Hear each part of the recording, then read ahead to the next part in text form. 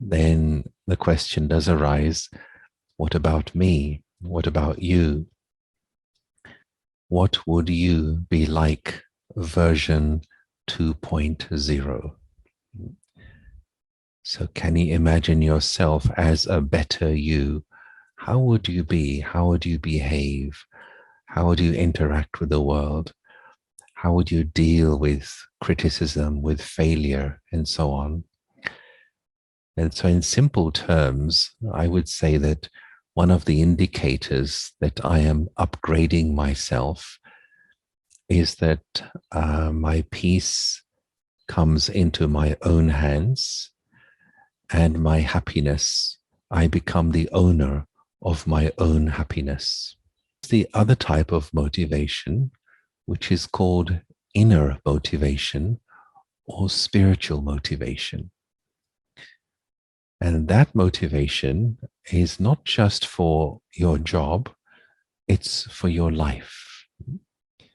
Even if you fail in something, your motivation does not reduce, because you know who you are and you know why you are doing what you're doing.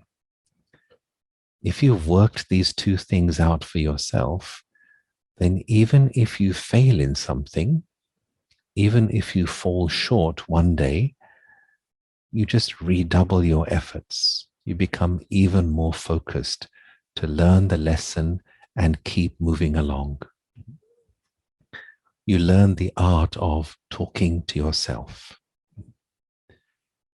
Now, let's look at this for a moment. What is the quality of your self-talk, your inner dialogue? Let's say, for example, you do fail at something. How do you talk to yourself? Do you remember the first thing that you failed at? Sister Jyotika, can you remember the first thing you failed at? You probably can't, but I think I know what it is for all of us. And I would say it is, when you try to walk. As a baby, you must have fallen over 5 times, 50 times, many more times. But when you fell over, then what did the parents do? Yeah, some of you here are parents. The first time your baby fell over, you lift the child up again.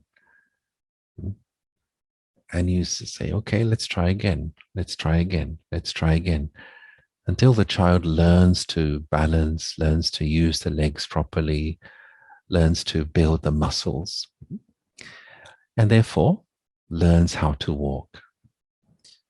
Now, if the parent said something opposite the first time the child fell down, for example, baby falls on the floor, and parents say, this walking is not for you. Don't waste your time trying to walk. You are a failure at walking. Don't bother again. If the parent said this, then even as an adult, we'd still all be crawling on the floor.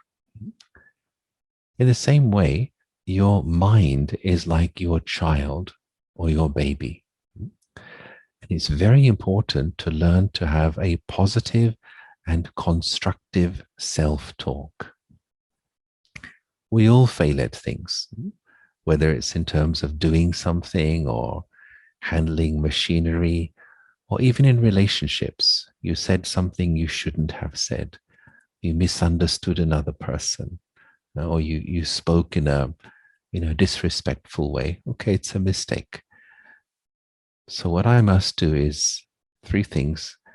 Quickly ask myself, what can I learn from this? What is the lesson for me here?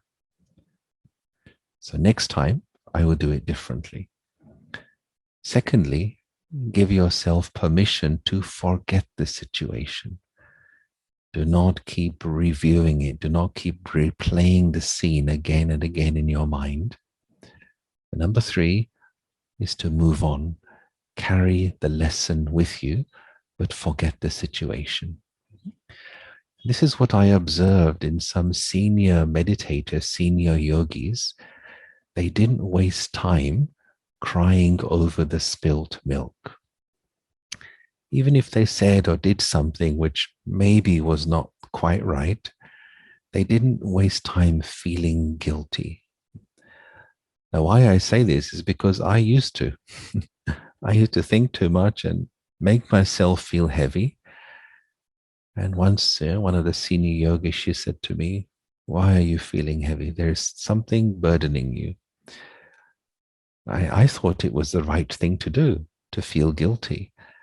Then I realized that this is actually just suppressing my ability to be useful.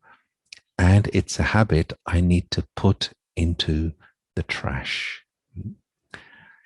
So part of upgrading myself is learning to build a positive inner dialogue, positive self-talk, accepting I made a mistake, don't deny it, accept it, use it as a vehicle to make me grow, to make me move forward.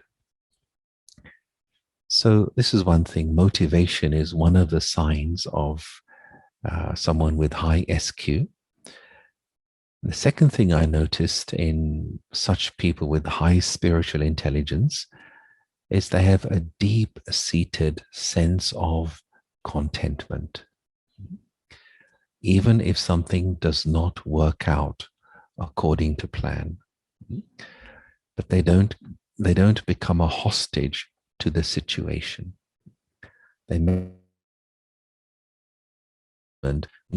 Sometimes things take time. Sometimes you have to be patient for the results to come.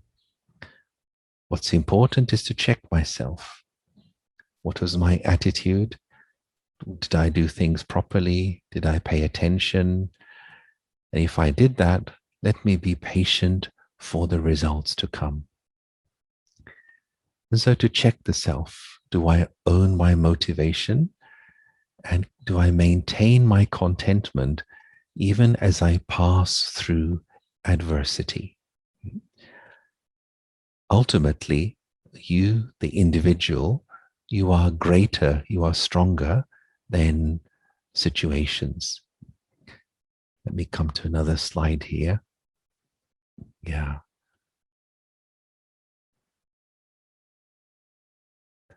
So I think you can see this. This really highlights one of the most useful things I was told when I was growing up in this study of spirituality. And it was this, that the way to deal with any adverse situation is to first stabilize yourself in your swaman, stabilize yourself in your self-respect, and then look at the situation. So what this diagram tells us here is, let's take scenario number 1 on the left. Here is you, and here is a problem. So a simple question, who is bigger? So obviously the problem is bigger than you. Let's look at scenario number 2. Here is the problem, but now here is you. So who's bigger now? You are bigger. But what has changed? Has the problem changed? Has the situation changed? Has the scenario changed? No, it's still the same.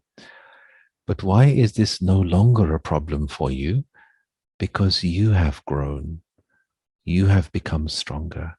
You have evolved. Now, this may seem absurdly simple, but it is very, very, very important. It highlights the principle that before you try to find a solution to anything, first solve yourself. Do not solve a problem. First solve yourself. Solve yourself means make your mind still. Experience that inner peace. Go to that core of yourself where there is truth, there is divinity, there is stillness. Then look at the situation.